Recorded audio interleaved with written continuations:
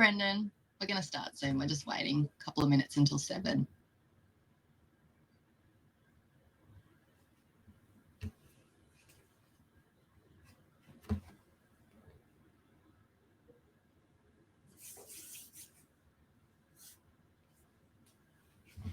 I still think Clubhouse needs music.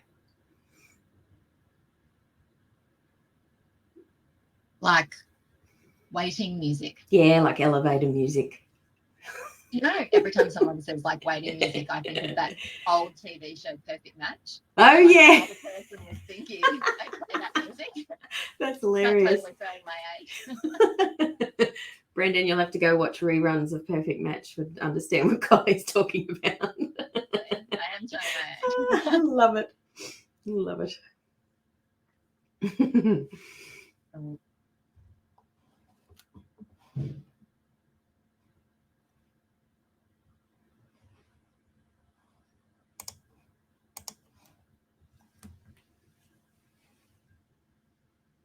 All right.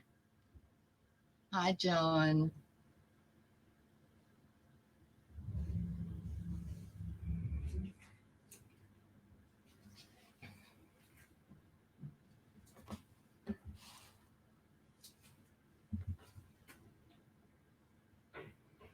Just give everyone 1 or 2 more minutes, and normally see everybody pop in just after 7 a.m.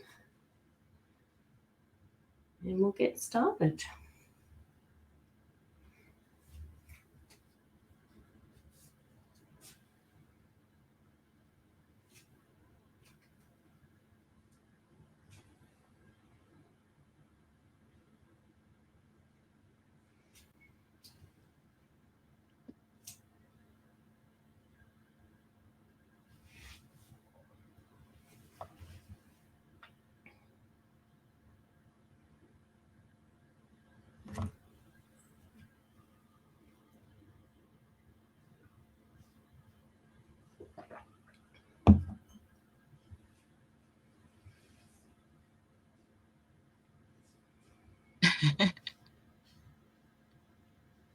Brendan's going to Google Perfect Match after this. Good on him. You'll be wowed, Brendan, for sure. It's quality watching. All right. Well, we've got 1 minute after 7, so I think we will kick off. Others will join us as and when they wish. So good morning and welcome everyone to the Public Practice Accountants Club on Clubhouse, where public practitioner, thought leaders, industry specialists and accountants just like you discuss the hot topics in public practice and how they go about navigating the public practice landscape around the world. So fundamentally, public practice has the same principles, dynamics, challenges, no matter where we are in the world. We might have different tax seasons, busy periods and legislation, but at the core, we are very much the same. So our room this morning is all about, let's talk about working less and earning more. Good morning, everybody. My name is Lynda Steffens, and everybody I can see knows me in the room. So no need to really introduce myself again. We can skip that bit. And of course, good morning to my amazing co-host, Kyelie Baxter. How are you today? I am bright-eyed and bushy-tailed. Not. I'm feeling exhausted today. Is it the end of the year yet, Lynda? Seriously? It's nearly there, Kyelie. We're nearly there. I had a colleague walk past me early this morning saying we've got a hump day. So we're sneaking up on it, every day at a time. So we're getting there. Truly, I actually thought that yesterday was Thursday, and I really thought that. I was trying to do my Thursday things on a Tuesday, which was very embarrassing. Oh dear. Having a lot going on, Kyelie. just a little bit. I don't know that I do know everyone in the room. So okay. For those that don't know me, I'm Kyelie. I own a public practice firm at Burleigh Heads on the Gold Coast. We do in-house bookkeeping and accounting services. And I guess our point of difference is we are completely digital office. So we're totally paperless. I've got a few remote staff, some by choice, some by border closures. And yeah, that's we act remotely in the office, and we only work remotely with our clients. So they can come to the office if they like, but they're not allowed to hand us any pieces of paper. We're a bit bossy like that. But it works for us. So yeah. I love that you're a bit bossy. That works well. So yeah. So just before we kick off the conversation this morning, we do need to let you know that we are recording the session. And of course, there's a reminder that our intention is always to be positive, supportive and collaborative as we come together in support of our amazing industry, no matter where we are in the world. Okay, so let's talk about working less and earning more. Do you want more free time to spend with family and friends whilst you increase your income? Of course you do. Who doesn't? So we're just going to talk about this morning some principles and hacks that have worked for both Kyelie and myself, and that we see being used that will help you streamline your workday so that we can squeeze more work into fewer hours and help us to earn more money. So we'll talk about digital transformation with our digital queen, of course, Kyelie, some time management hacks that we've both learned over the years, and I also now help accountants put into place, and of course the good old nugget, the art of delegation.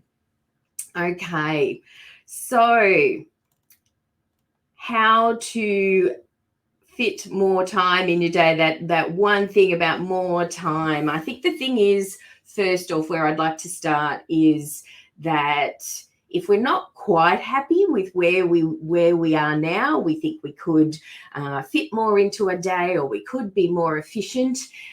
That's going to indicate that we're going to have to maybe change something. So change freaks us out a little bit. It is, something that we don't like generally as humans. That's across the board. Humans generally don't like change. Let's take this little section of human life and call it the accounting industry. We particularly don't like it. So it's a little more challenging for us. It does not mean we can't do it. Of course we can do it. And there's certain ways in which we can manage that better. But change is inevitable. It is a human condition. That good old saying, everything, death and taxes is assured in life. So is change. So why is it that we don't like change so much? I think is that from what I have learned over the last 15 years, I suppose, and I've been looking into the accountant profile, what makes us tick, what makes me tick, actually. We do have a low risk profile. We're very much, if it ain't broke, don't fix it type people. And we like to keep things the same, keep things happening regularly, and that makes us feel safe. So having that low risk profile, and we can often be a bit of the butt of a joke, about having this low risk profile. But the thing is that it sets us up absolutely perfect to do what we need to do as accountants. We can't be any other way really without that low risk profile. It's so very important. Clients come to us, trust us, because we are conservative in nature. They trust us with a lot of very important and critical information, talk to us about life-changing decisions, things like that. So the low-risk profile helps them to trust us around those sorts of things. So perfect for accounting. Comes to change, a little bit trickier. So particularly, we've seen challenges around change and new legislation in the last 18 months. That's been super challenging. We've seen mental health and well-being generally in society, skyrocket. Seeing it in the accounting industry, and a lot of talk about that. Kyelie, managing the changes that have happened over the last 18 months, it's been tricky, hasn't it? It has been incredibly tricky because of the speed of the change, I think. But I think you touched on something really interesting, and that's that maybe, and it's stereotypical, right? But saying that the accounting industry in general is adverse to change. I think particularly over the last 18 months, because of COVID thing, let's just call it that, we've been forced to change. Yes. However, what I would say about it is not that we're adverse to change, but more that accountants generally are creatures of habit. So we like to do things the way we like to do it. And I've unpacked that a little bit with, you know, colleagues and friends. And I think it's because there's this attitude of, well, we're so busy helping our clients. If what we're doing isn't broken, why change it? Exactly. And you know, if it's working for us and if it's working for our staff and, you know, the system's working, it's so much more work to change it. Why do that? You know, like, so there's a really big argument for people that don't want to implement change. And I sort of get it, you know, like, as you know, I don't personally love change. I'm in that category. I don't love it. However, I also really like to sit outside my comfort zone, and I sit there all the time. So, and I like to push people outside their comfort zone too. That's fun too. So I am a change embracer in that respect, even though I don't like it. But not everybody is like me. And that's why I think things stay status quo. And I think the thing is too, Kylie, is that, you know, we certainly are not talking about change for change's sake. This is, you know, particularly if we're talking about, you know, working less, earning more sort of thing, it's about, do we want something to change? Do we have the motivation that will give us a better outcome somewhere, whether that's more time with family, more time to educate our staff or our team, more time just for yourself to learn something or to do something, or more thinking time. I think something that we're so on the go all the time as accountants that, you know, we don't have enough thinking time, and that's where our real creative juices start to flow, and there's some really fabulous ideas both for clients and your own business can happen. So just being able to be, you know, efficient and to change something up that might just give you a little bit more time to spend somewhere else in your day, you know, it's good. So if you're motivated by that, then yeah, change is a good thing. But I think what we do see with the accountant profile is that change done over time and with a lot of information so that we know what's going to be happening works well for us, because we can do change. Clearly we can. So it's all about how stressful do we want that change to be. So if we take our time and give ourselves information, then, you know, we'll be fine. Also, and particularly with this working less and earning more lens on, how much are we willing to give to this? You know, it's all very well to go, hey, I want to look at this with I want to earn more and I want to work less, right? But if you're not willing to really go backwards to go forwards, you can't do the same thing. And I've had this conversation with John many times over the years. You can't do the same thing and expect a different outcome. Correct. Like that's, I think that is actually the definition of insanity. Like, yes. We can Google it, you know, doing the same thing over and over and expecting a different outcome. So you actually do need to implement something different. Yes. Take action and do something different. So maybe we should talk about some of those things. Yes, let's do that, because I think if you've got the strategy in place, you've got the motivation, you can do whatever you want to do. So let's start with some time management hacks, Kylie. What have you got a few, you know, really cool gems up your sleeve with regard to time management? I do. So my first one would absolutely be time blocking. I am very, very protective of my time, because I'm sure we've all had it. You come into the office and then you sit down at your desk and then suddenly people are saying goodbye and you're like, what? And you look at your watch and it's, you know, 5:15. Yes. What happened to your day? It just went and you have no idea where that time went. And a lot of the time I didn't even get lunch. So how did that happen? So I am now super protective of my time and I implement time blocking. Now I have a fancy automation that does that for me in advance. So Office 365 or Microsoft 365, whatever they're calling it now, actually, because of my calendar and the way that it works, it predicts that in advance and it sets aside focus time for me and quiet time and all this stuff in advance. Nice. I can go in and change it, And it also tells me, hey, you've only got this many hours for this. Do you want me to book it? So it's really cool. But when we talk about time blocking, essentially what that is you focus on one thing for a specific time. So I don't have my emails open all day.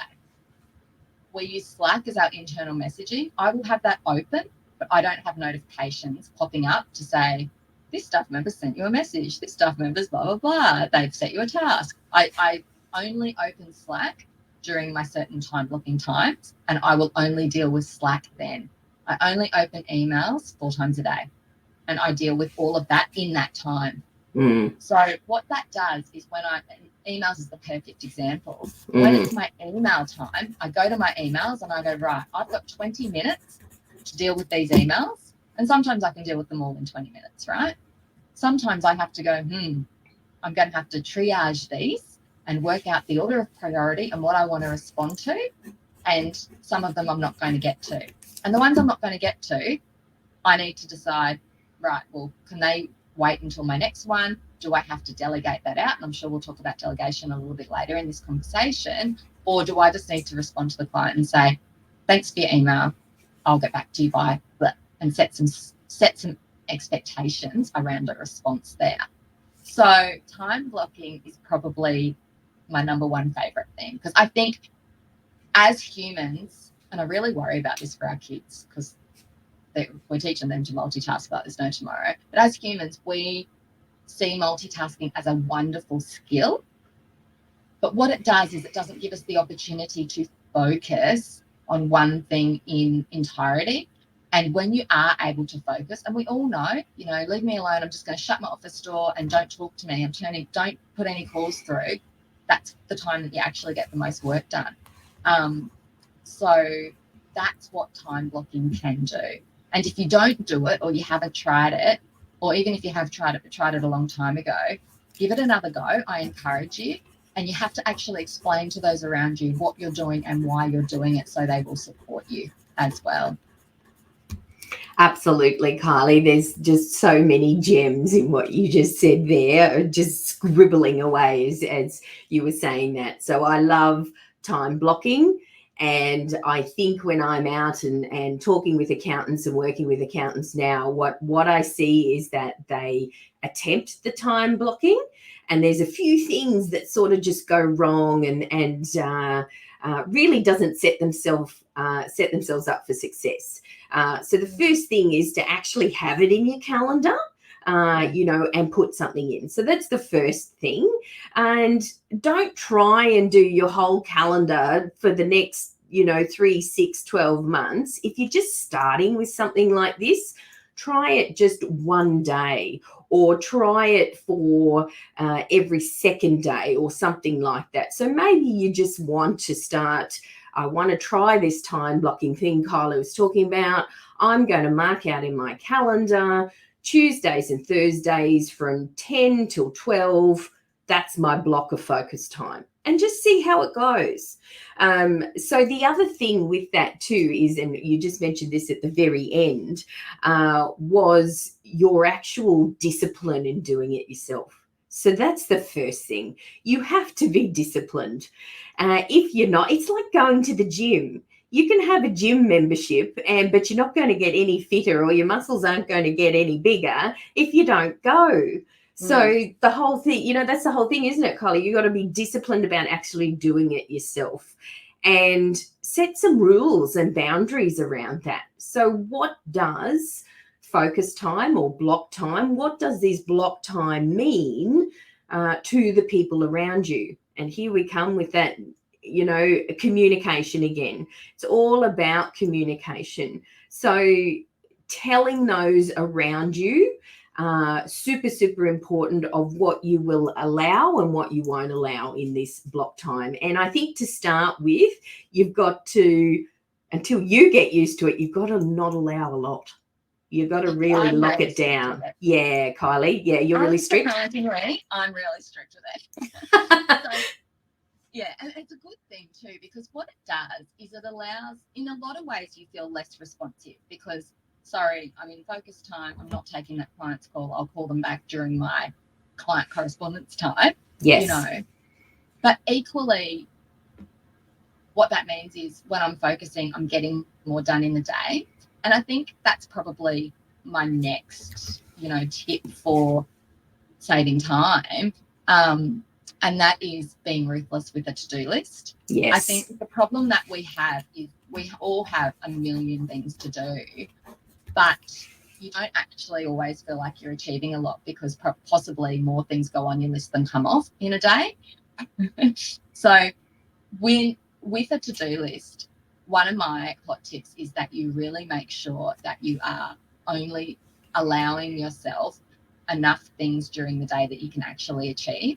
And what that means is that you're only putting on there the highest priority things, or the things with an actual urgent deadline. So, you're triaging those things as well. And then from that, you're able to communicate expectations about the things that aren't going to get done. You can set boundaries around your time because, I absolutely need to do these things. You can delegate. There's all these things that need to happen based on this one to-do list, because I think if you just have it in your head, or if you've just got a list of tasks somewhere else, even if it's like an electronic list, but there's no triaging and it just gets longer and it never actually gets to nil, there's also no sense of accomplishment. No, you can just feel very frazzled then, don't you? That's where you enter the world of overwhelm and very frazzled.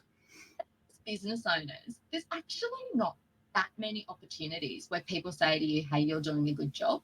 Mm-hmm. We say to our staff all the time, you're doing a great job. Thanks for that. Really appreciate your help today. Those sorts of things. No one ever says that to me. And I'm sure, not who's there to say that to the business owner. It's just something that doesn't happen. So you have to find your own ways to tell yourself you're doing a good job. For me, it's getting through my to-do list. Oh, good job, Kyelie. Pat myself on the back. Good on you, Kyelie. You are doing a good job. Thank you for everything that you do. Exactly, right? Good job. You're doing good. Exactly. Right? I know clients say thank you and that sort of thing. But yeah. I feel like you do need to be ruthless with that to-do list so that you're actually achieving things, because as we also know, being the boss also means being a bit of the jack of all trades, and your time can just get sucked with things that really could be done by other people as well. Yes, and your day can really just get hijacked too. You come in and you feel like, okay, I'm going to get these 3 to 5 things done. That's my to-do list. And you get to 3 o'clock and you've not done one thing or even looked at it or thought about it. That happens. So something I also like to do, you're talking about this accomplishment, is to just pick one thing on that to-do list and make sure you get the one thing done. If you get the one thing done, it's like, tick, good job, I got there. If you get all of the things done, great. But don't make a list that's 20, 25 and is just unrealistic. We're just not kind enough to ourselves there. And, I think you need some way to better record things and better plan your day and what your workflow looks like, to be able to keep on top of those things. So, your to-do list is very important, Kyelie. Maybe just pick one thing that you want to get done and make sure that happens, and anything after there is a bonus. I agree. Was that the vacuum cleaner, Lynda? It was the vacuum cleaner. Told you spot on, 7:20. It's like something's going wrong with my audio. No, just the vacuum cleaner. All good. Yes.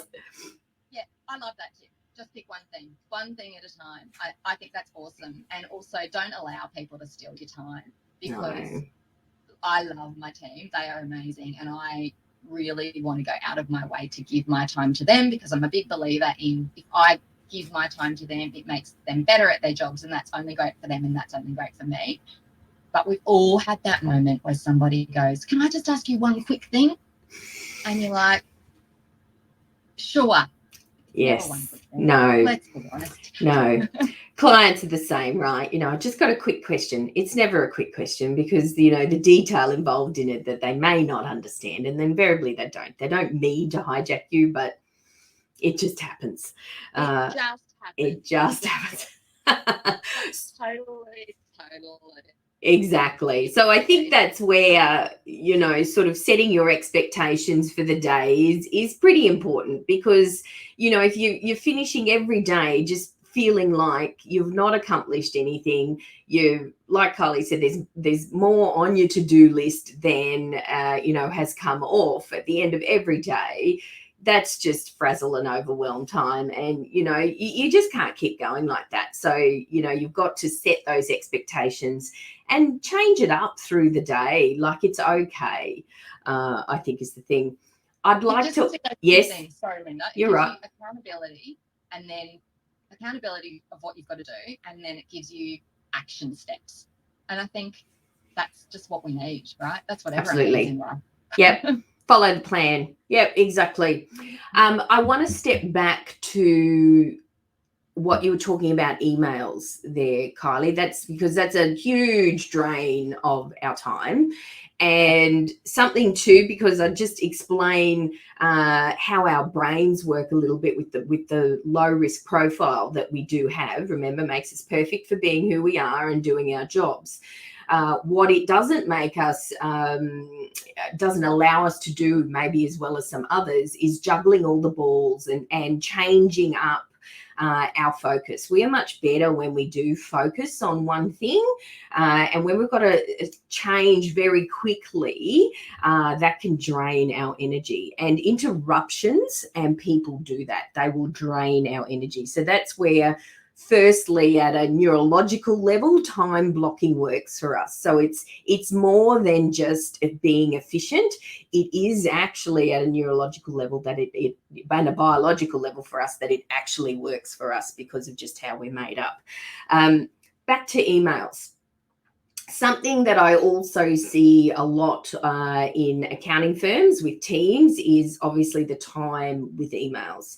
Now, you said a word, triage.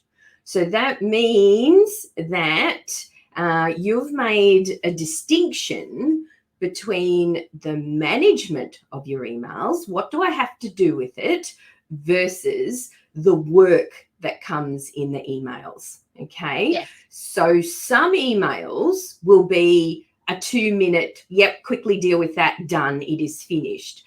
Other emails, like a client asking a quick question, may end up in a 4-page advice letter or something crazy like that. So you clearly can't do that in your email time, right, Kyelie? Right, and you just hit the nail on the head. So what I will share with you is I will never respond to a client, with lengthy advice if they've just asked me a question. I'll always get back to them. And this is about charging for your time, and this is how to make more money. And not give away stuff for free too. Big surprise, charge for all your time, And I think as accountants, we don't do that. And when clients email us just with an ad hoc question, it's like if they email and say, oh, can I claim this? It's so easy just to type back, yes, you can. And I do that too sometimes. But if they email and say, if I sell, and I get this at the Gold Coast all the time, by the way, because the property market is ridiculous here at the moment. If I sell this, how much tax am I going to pay? My response to that takes me 1 minute, because it's like, hi, this is quite complex and requires a lot more detail than you expect. We can do a rough calculation for you, but we'll need this information, and I think it'll take this much time, and it'll be about this. Takes a few days. Otherwise, happy to have a meeting with you and we can smash out some numbers on the whiteboard. Just use the link in my email footer and make an appointment, please. Send. Done. It's off me. It's on them. If they come back to me with info, we'll log it as a job in. And if they make an appointment, great. Perfect. The end. Yeah. Because otherwise you could very easily get hijacked by that. And, even something, and you think, oh, yeah, I can answer that in a minute or 2 minutes, and you get 10 minutes in and go, whoa, hang on. You should stop. You should stop, go back and just give the short answer. We need to block some time for this, or we need to chat about exactly the process that you just said there, Kyelie. But you're not going to necessarily get that right from the get-go. I mean, you got to practice at doing that, because our natural instinct is to just get in and get it done, solve the problem. Yeah. It just hijacks your day. Hijacks your day. The other thing is when you do give someone a quick answer, most of the time they'll come back with another question, which is infuriating because you're like, oh, I just gave them the answer and now I've got to go backwards and forwards and backwards and forwards. So if I ever give someone just a quick answer and they come back with questions, I will succinctly respond and say, but if you have any further questions, please book a time. And we have 15-minute calls. Okay. With me so we can discuss this further. And I just really clearly put an end to it. Yeah. So I manage my emails like email is not the way we give advice. Email is, and I say to clients in email, so I write this down, this is not the most time effective nor cost efficient way for us to communicate. Absolutely. And people generally go, oh, yeah. Yes. And people, we've just got to communicate this. Our clients will accept that. Our team will accept that. All we need to do is to set up what our boundaries are, what our rules are, and communicate it. And people are happy to work with you. They come to you for a reason. They trust you. They'll listen to what you say. Okay.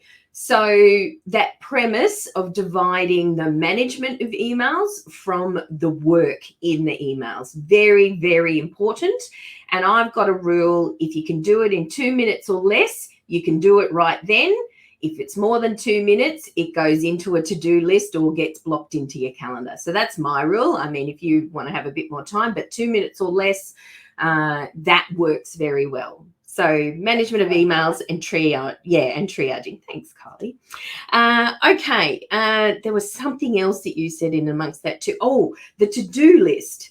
So Kyelie, I know we've talked about this before in another room, but we're going through our day. We thought we had these 3 or 5 things on our to-do list to do, got hijacked, got a whole lot more on there.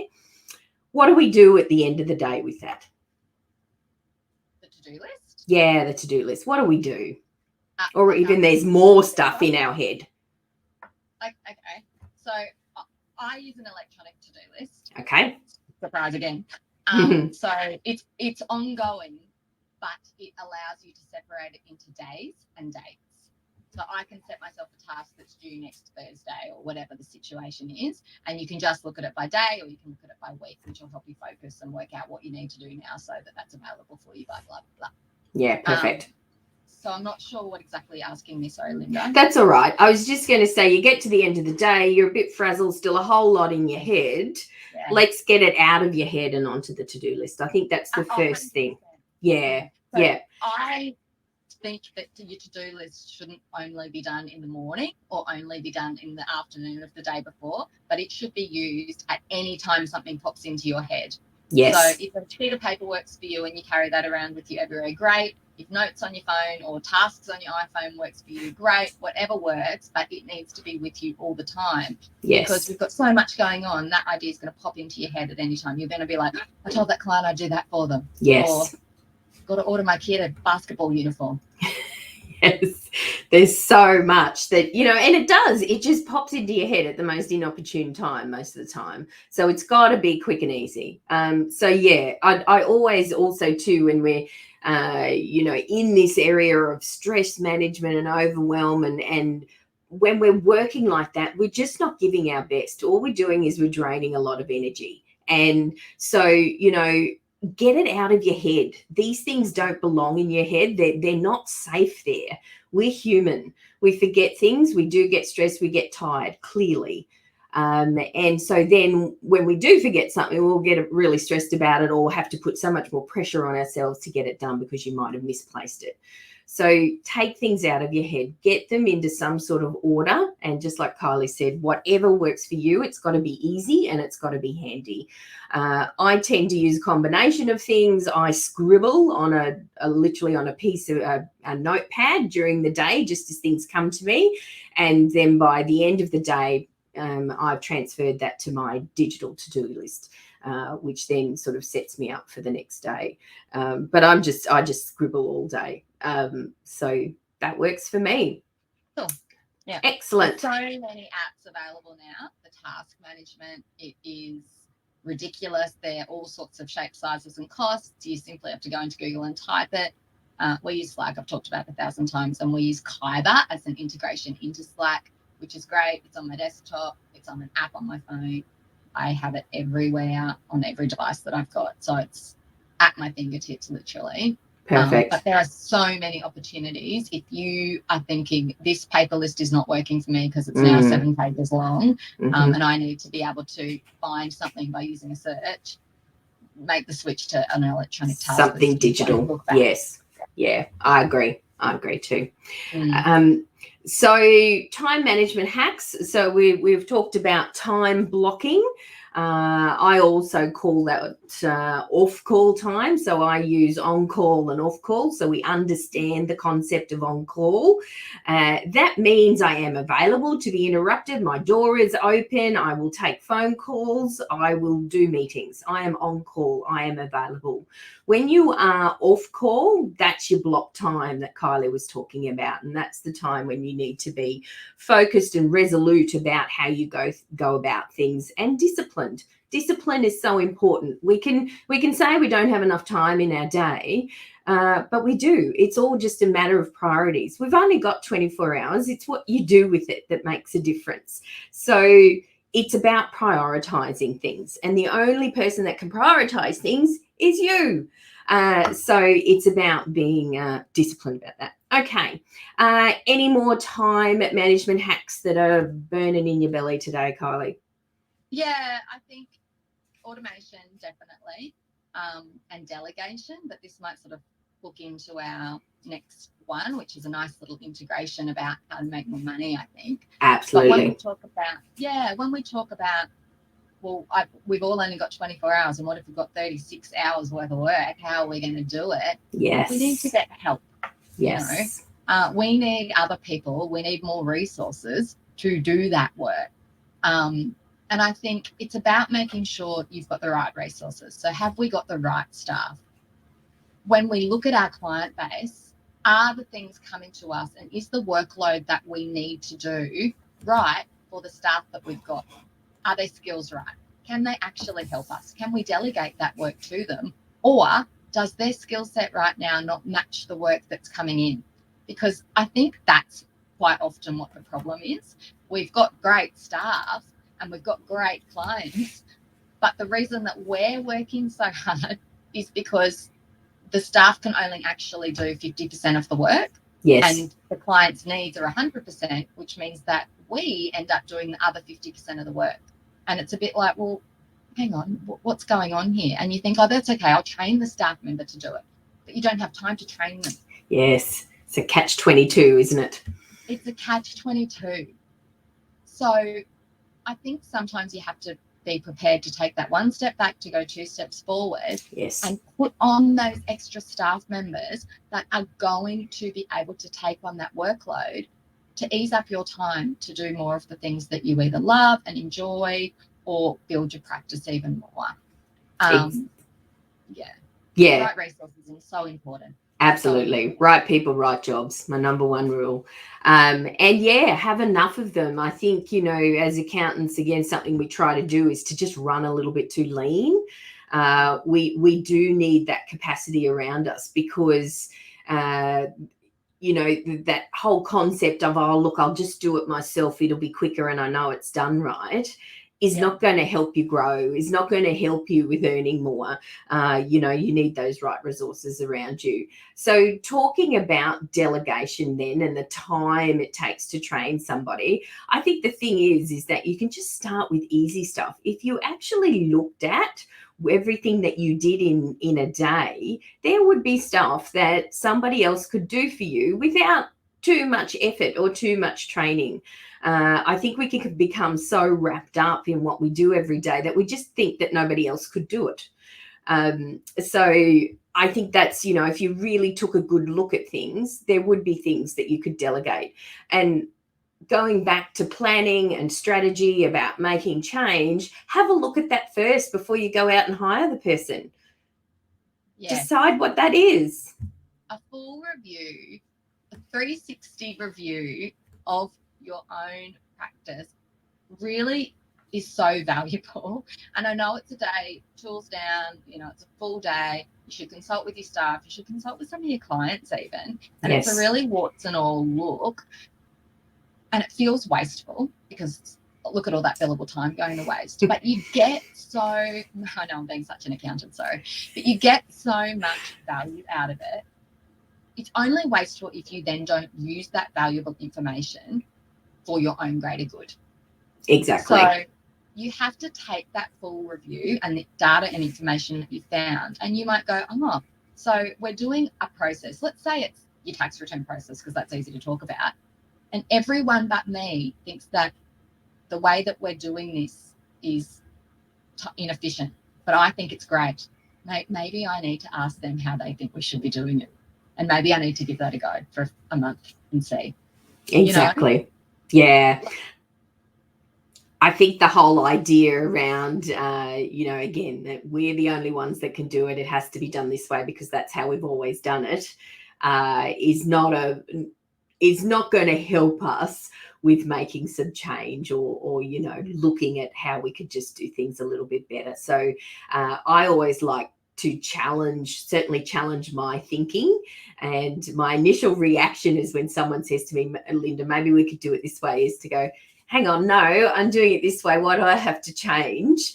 But then my brain does kick in and go, all right, hang on, they're saying that for a reason. Come back to why they're saying that. So even just a question, why do you think that? Ask the question. So with delegation or with getting the right people around you or with, doing things efficiently, again, communication is the key. We're just going to come back to that one again. Communication is the key, both for you as a delegator and anybody that you are delegating to. So something with regard to delegation, and again, why we might struggle with that a little bit more, is that we do like to control our workflows. We do like to keep as less moving parts or as less people in it as we can, because that means there's just less for us to think about. But if we think about our businesses and the way accounting and particularly compliance works these days, we've got to have lower costing people working on the right types of things in a whole workflow. So an accounting job these days, you used to, as an accountant, whether you were senior or whether you were junior, you would get a client's job, you'd start it and you go right through the end, you finish everything. These days, if we want to be smart about how we're doing it, if we do want to be efficient, we want more time and we want to earn more, then we've got to break down those workflows. We've got to actually look at the jobs, not even just what we're doing, but look at the jobs that everybody's doing and give the right people the right jobs. Is that something, Kyelie, that you think would work? I've literally written here, have the right people do the right job. So Love yes, it. I completely agree with you. And I think that's what happens. Sometimes in firms, you also see some staff members unwilling to share. And yes. It's not because they don't want to collaborate. It's just because they think it's their job. And it's a bit of an old school way to look at things. Really, I think everyone needs to be on the same page, that we're there for the greater good, which is servicing the client and also making sure we're getting those jobs in and out as quickly and as accurately as possible. So absolutely, that's what drives us here at IQ, reasonable quick turnaround, but also high accuracy. Absolutely. You want that really good quality work. Probably when we talk about making sure you've got the right people to do the right job, we should also talk about automation there as well. Yeah. I think that one thing that I've really found over the time is, in accounting particularly, and probably also more so even in client service, there are so many repetitive tasks that we've been able to automate. Your business is actually a great example of this, Lynda. When you think about pre-automation, as in an example of this, guys, is we have new clients fill out a new client form.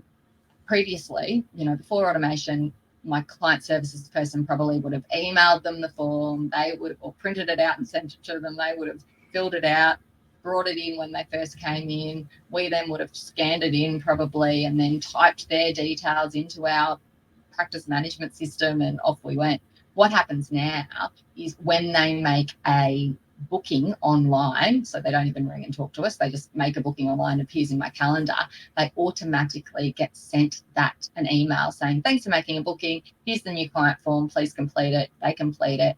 It sends that data into our system, as well as sends us a message into our Slack channel saying so-and-so's made an appointment at this time and here is the details for their new client form. And it fills those details into my calendar. So there's no human double handling there. They're not going to accidentally put the name wrong.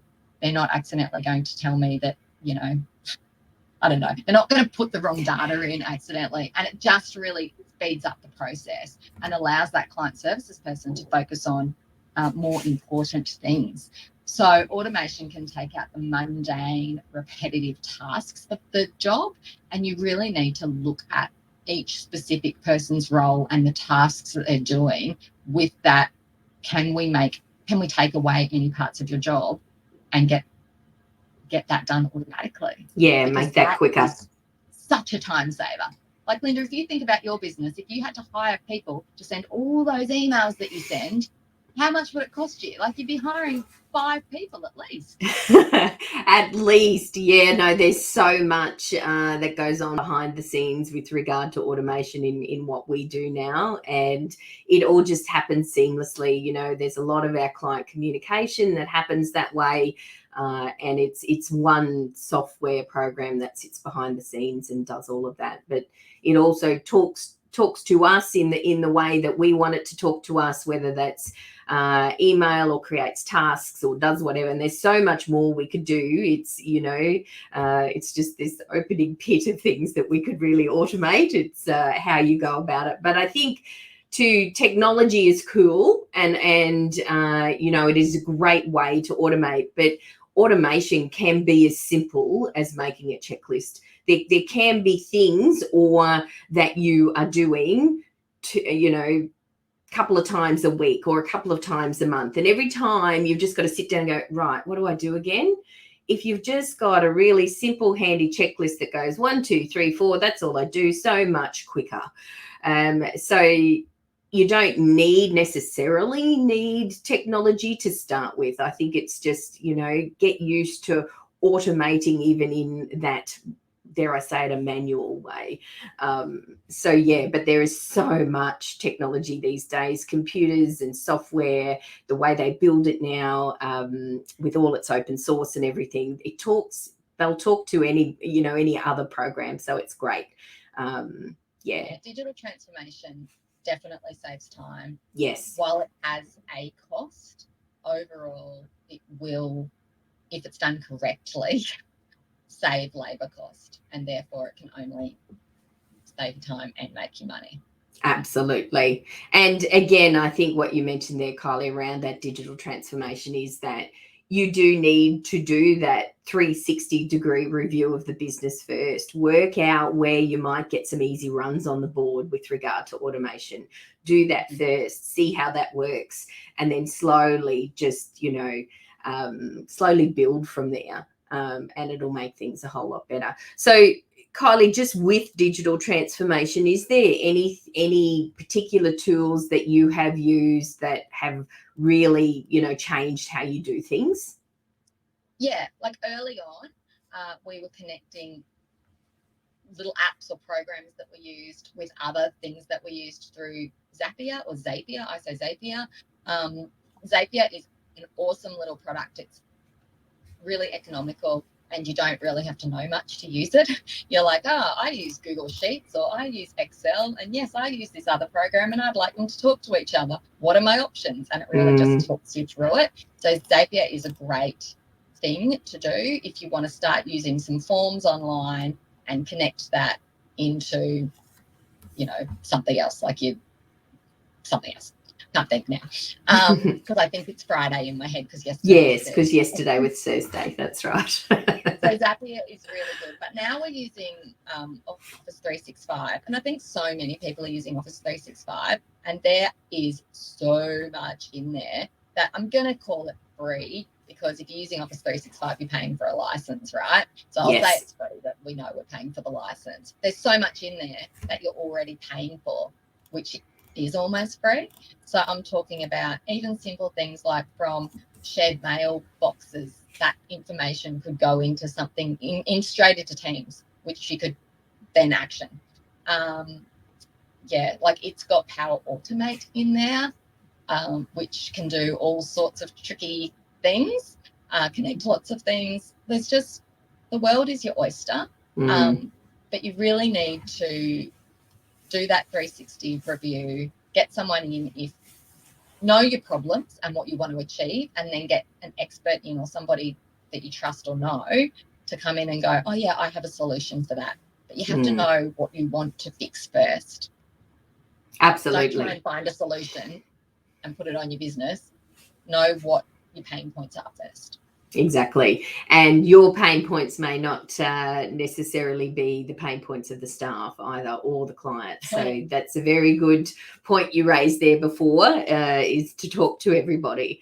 And, have those days where you're just downing tools and talking about how you do stuff.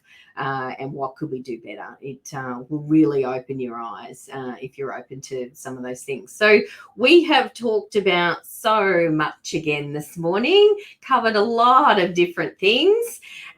So we started off with change. Why would we want to make changes? Clearly, we want some different outcomes. So if we want a different outcome, change is where it's at.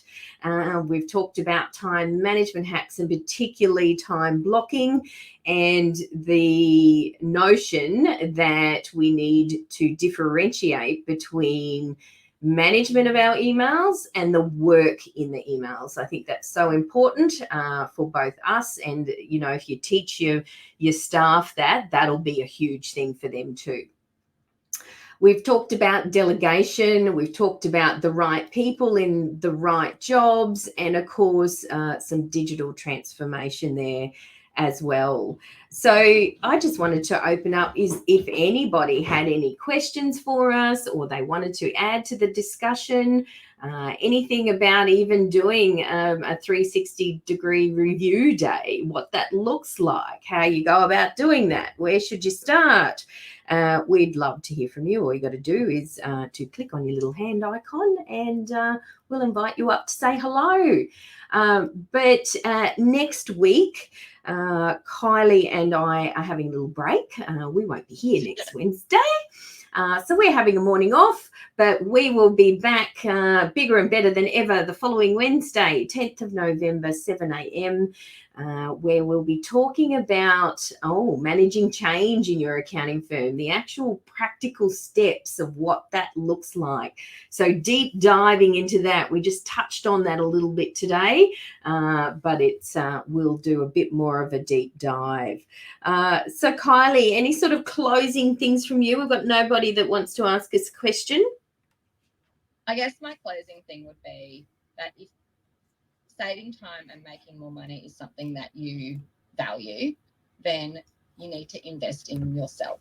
And that means really giving yourself the okay to spend time reviewing what you want and what is the plan to get there.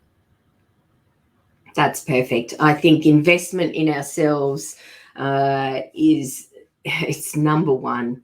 We are always learning, and it's not just about the technical side of things of what we've got to do. It's about who we are, understanding our strengths and weaknesses, and having people around us that can lift us up and, help us do the things that maybe we're not so strong in doing, spread that out, talk to people, get help. But of course, you would have heard also through the room this morning that communication is key. That's not going to change. So again, we need time to be able to communicate. So you are in control of everything that you want to do. You do have control. It's about just making some little small changes, and before you know it, the world will open up for you.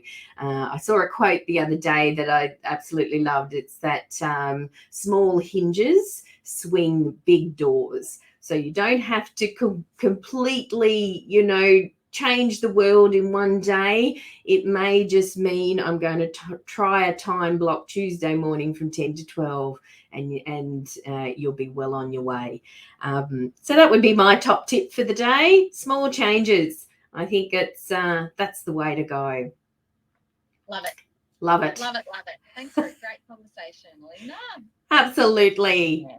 Fabulous, as always, Kylie. So thank you, everybody. I hope you do have a wonderful day and a wonderful week. Just remember, we won't see you next Wednesday, but make sure you're around following Wednesday. We'll be back chatting all things public practice and particularly change in your accounting firm and the practical steps around that. Have a great day, everyone. Thanks, everyone.